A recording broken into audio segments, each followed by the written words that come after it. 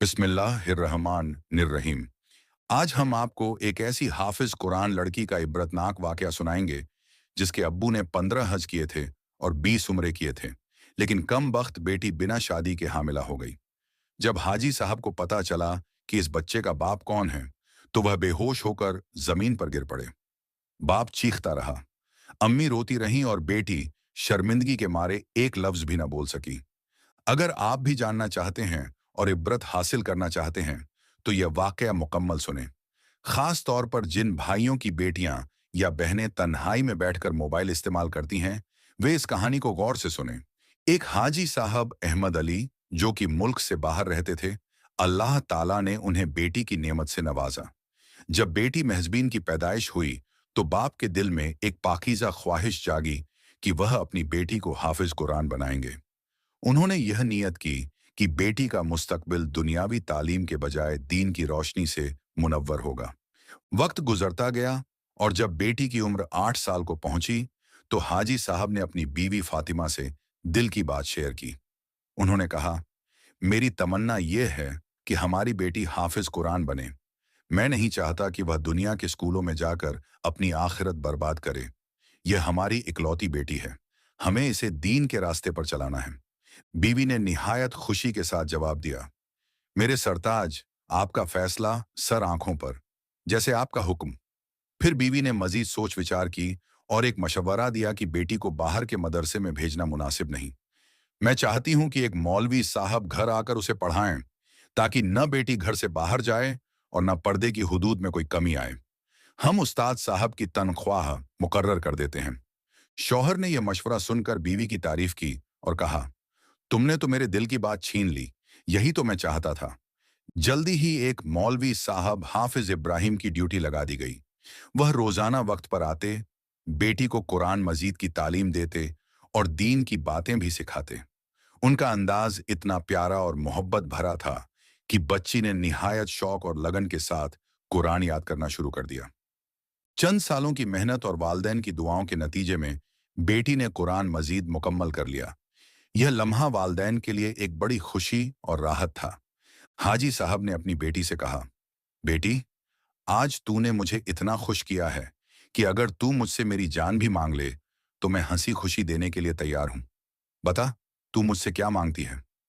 बेटी मासूमियत से बोली, अब्बू, मेरी सारी सहेलियों के पास मोबाइल है। आप मुझे भी एक मोबाइल ले दे दीजिए। यह सुनते ही हाजी साहब चौंक गए। उनके चेहरे पर फिक्र के आसार नमूदार हो गए। अब्बू, आप फिक्र ना करें। मैं मोबाइल सिर्फ नाते सुनने और कुरान मजीद की तिलावत करने और कव्वालियां सुनने के लिए इस्तेमाल करूंगी। मुझे दूसरों की तरह बुरा काम नहीं करना। हाजी साहब के दिल में कशमकश पैदा हुई। वह सोचने लगे कि उनकी इकलौती बेटी ने उनसे एक ख्वाहिश जाहिर की है, और अगर उसकी यह छोटी सी बात भी ना माने, तो वह किसकी मानेगी। मुस्कुराते हुए कहा, बेटा, मोबाइल को छोड़। मैं तुम्हें मोबाइल के बदले लैपटॉप लेकर देता हूं। लैपटॉप पर तुम्हें कुरान मजीद की तिलावत भी मिलेगी, नाते भी सुन सकोगी और तुम्हारी ख्वाहिश भी पूरी हो जाएगी। बेटी ने वालिद की बात मानते हुए मुस्कुराते हुए कहा, अब्बू, ठीक है। अगर आप मोबाइल नहीं लेकर देना चाहते, तो लैपटॉप ही ले दीजिए।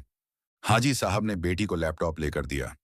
बेटी ने जब जवानी की दहलीज पर कदम रखा, तो एक दिन खाना खाते हुए बेटी ने कहा, अम्मी, मेरी सारी सहेलियां पैंट शर्ट पहनती हैं। वे बहुत खूबसूरत लगती हैं। मुझे भी लेकर दे दीजिए। अम्मी कहने लगीं, बेटी, ये तुम क्या कह रही हो? हमारा घर तो अल्लाह और रसूल के दीन का मरकज है।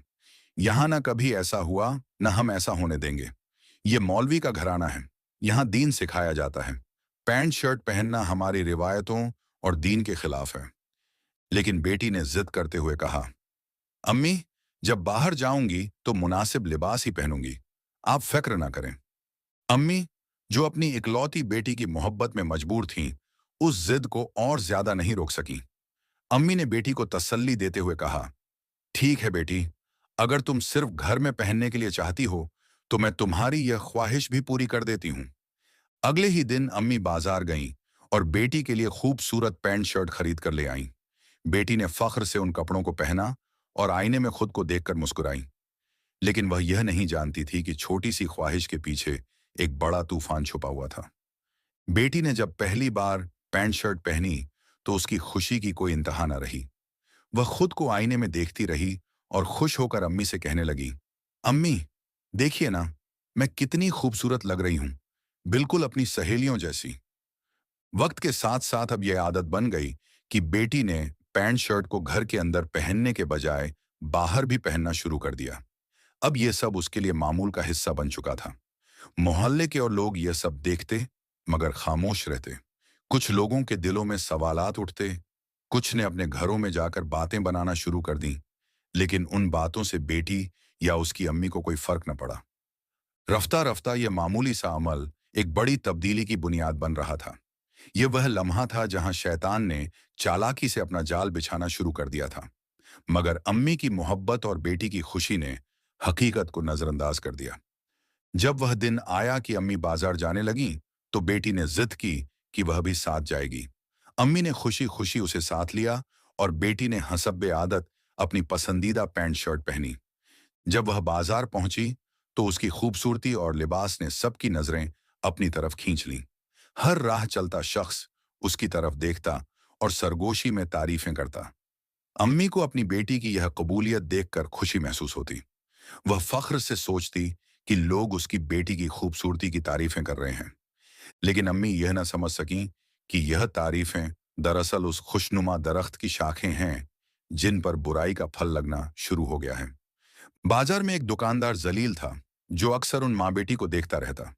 इब्तिदा में तो यह एक मामूली सलाम दुआ तक महदूद था, मगर वक्त के साथ दुकानदार की नजरें और बातें बढ़ने लगीं। जब अम्मी उसकी दुकान से चीजें खरीदती, तो बेटी हंस हंस कर दुकानदार से बातें करती। दुकानदार ने एक दिन मौका देखकर लड़की से कहा, तुम्हारे पास मोबाइल नहीं है? अगर होता तो मैं तुमसे बात कर सकता। तुम्हें मालूम है, आजकल सबके पास मोबाइल है। लड़की ने यह बात सुनी और उसके दिल में एक नई ख्वाहिश ने जन्म लिया। वह घर वापस आकर अपनी अम्मी के सामने आई और कहा, अम्मी, मुझे मोबाइल लेकर दे दीजिए। सबके पास मोबाइल होता है और वे लोग कितनी खुशियां मनाते हैं। मैं भी मोबाइल चाहती हूँ। अम्मी ने हैरत और फिक्र के साथ बेटी को देखा, मगर शायद वह बेटी की इस ख्वाहिश के पीछे छुपे खतरे को समझ नहीं सकी।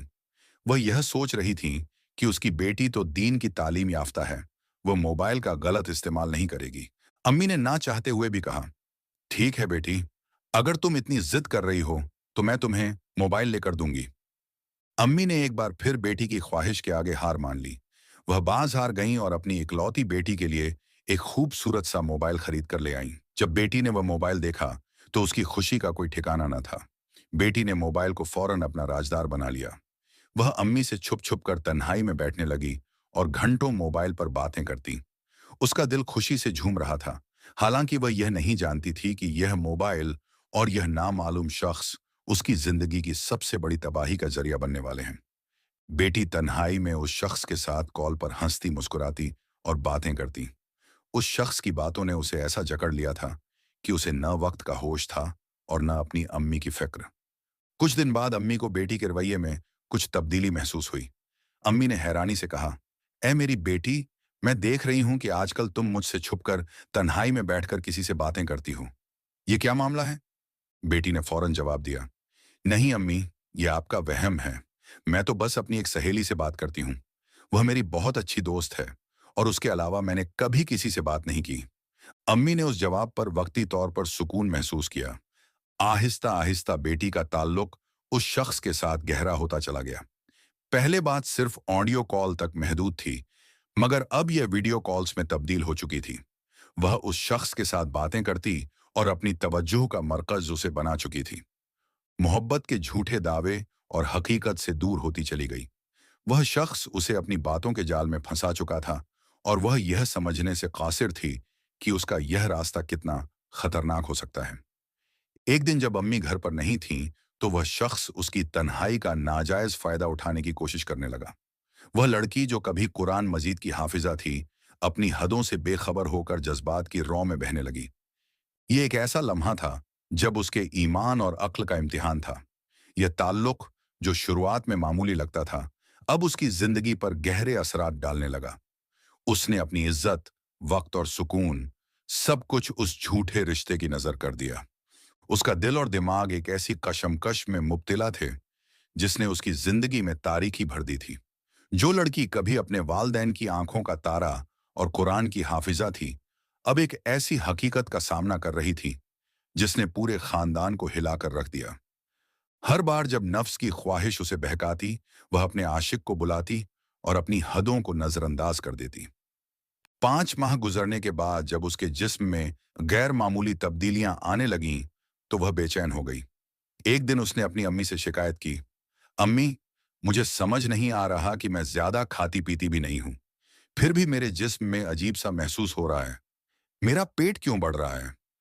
अम्मी को यह सुनकर फिक्र हुई, मगर वह परेशान नहीं हुई और बेटी को हौसला देते हुए कहा, बेटी, फिक्र न करो, ये शायद कोई सूजन या जिस्मानी मसला हो। मैं तुम्हारा चेकअप करवाती हूँ। अम्मी अपनी बेटी को साथ लेकर अस्पताल पहुंची, जहां डॉक्टर ने रिपोर्ट का नतीजा बताया कि आपकी बेटी 4 माह की हामिला है। यह सुनना था कि अम्मी के पांव तले से जमीन निकल गई। वह साकित रह गईं। यह खबर सुनने के बाद अम्मी पर कयामत टूट पड़ी। अम्मी के दिल में खौफ और शर्मिंदगी ने जगह ले ली कि यह क्या हो गया। मेरी वह बेटी जो हाफिज कुरान थी, कैसे इस गुनाह में मुब्तिला हो गई। डॉक्टर ने साफ ऐलान कर दिया कि हमल का सब कुछ साफ हो गया। बाप चीख उठा, यह क्या हुआ? मेरी बेटी को यह किसने किया? किसने मेरी इज्जत को मिट्टी में मिला दिया? अम्मी के पास अब कोई जवाब नहीं था। वह चुपचाप खड़ी थी। बाप की आवाज दर्द, गुस्से और शर्मिंदगी से कांप रही थी। यह वह दिन था जब माँ बाप की लापरवाही, बेटी की जज्बाती कमजोरी और शैतान के बहकावे का अंजाम सबके सामने आ गया। इतने में जब डॉक्टर ने यह अल्फाज कहे कि मुबारक हो, आपकी बेटी ने एक बच्चे को जन्म दिया है, यह अल्फाज सुनते ही जैसे पूरे कमरे में मौत का सा सन्नाटा छा गया। बाप के कदमों तले से जमीन निकल गई। ये जुमले सुनते ही बाप के हाथ कांपने लगे, आंखों में खून उतरा और उसने गुस्से में अम्मी की तरफ देखा। अम्मी की आंखें शर्म से नीची हो गईं, जुबान पर ताला लग गया। बाप ने चीख कर कहा, यह सब क्या हो रहा है? किसकी हरकत है यह? मुझे सच बताओ, वरना मैं अभी सबको जलाकर राख कर दूंगा। अम्मी की जुबान लड़खड़ाने लगी और बेटी रोते हुए खामोशी से बैठी रही। बाप चीखता रहा, अम्मी रोती रहीं और बेटी शर्मिंदगी के मारे एक लफ्ज भी ना बोल सकी। ये बात सुनकर बाप की हालत गैर हो गई। उसकी आंखों में खून उतर आया। वह अपनी जगह पर बेबस खड़ा था, जैसे उसकी जान निकल गई हो। या अल्लाह, आज तूने 25 साल बाद मेरे गुनाहों की सजा मुझे दे ही दी। ये बात सुनते ही वह औरत साकित हो गई, जैसे उसके कदमों तले से जमीन खिसक गई हो। उसके दिलो दिमाग पर बिजली सी गिरी। वह यकीन के आलम में शौहर को देखने लगी और धीमी आवाज में बोली, यह आप क्या कह रहे हैं? क्या यह सब आपके मांझी के गुनाहों का नतीजा है? शौहर आंसू बहाते हुए लरजती आवाज में कहने लगा, हाँ, यह सच है। आज से 25 साल पहले मैंने किसी की बेटी के साथ बेइज्जती की थी। मैंने सोचा नहीं था कि मेरा यह अमल एक दिन मेरे सामने यूं आएगा। उस वक्त मुझे यह एहसास न था कि यह जो गुनाह मैं कर रहा हूं, उसका अंजाम मेरे अपने घर में होगा, मेरी अपनी बेटी के साथ होगा।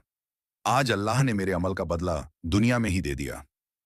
यह अल्फाज सुनकर औरत की आंखों से भी आंसू बहने लगे। वह समझ चुकी थी कि यह दुनिया मुकाफाते अमल है।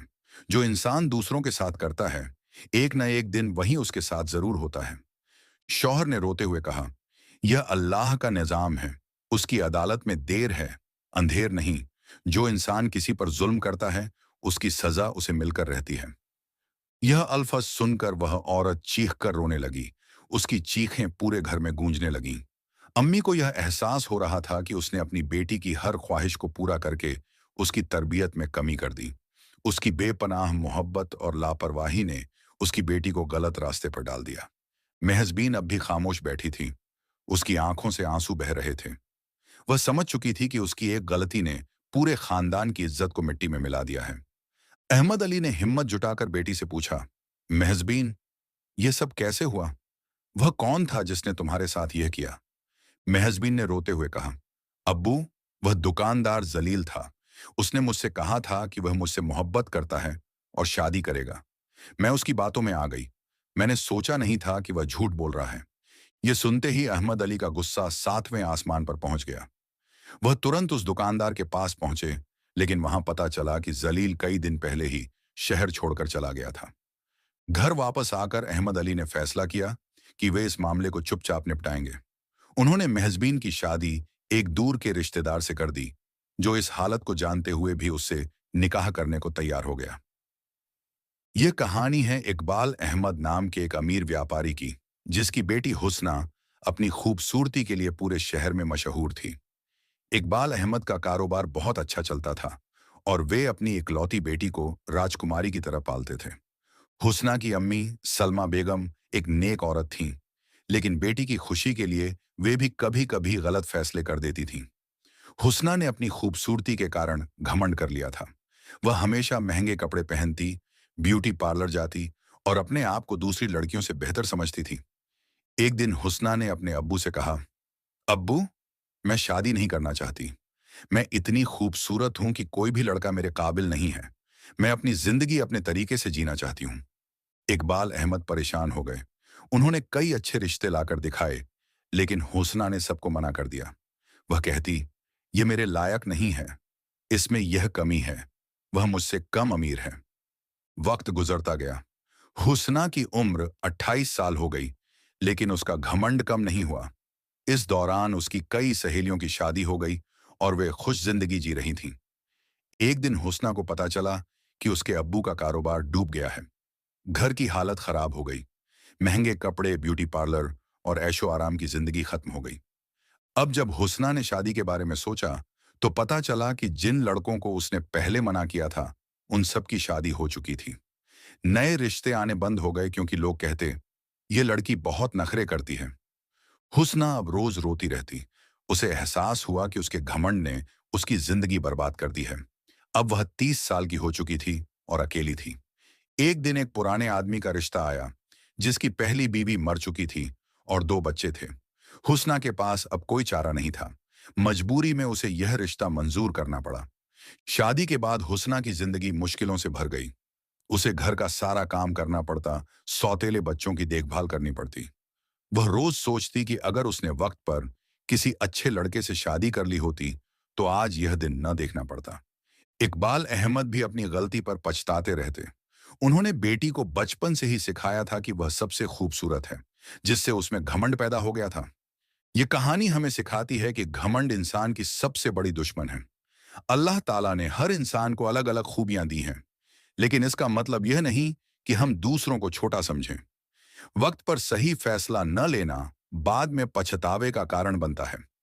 अगर यह कहानी आपको पसंद आई हो, तो वीडियो को लाइक करें, अपने दोस्तों के साथ शेयर करें। हमारे चैनल को सब्सक्राइब करें, कमेंट में अपनी राय जरूर दें। ऐसी और भी इबरतनाक कहानियों के लिए।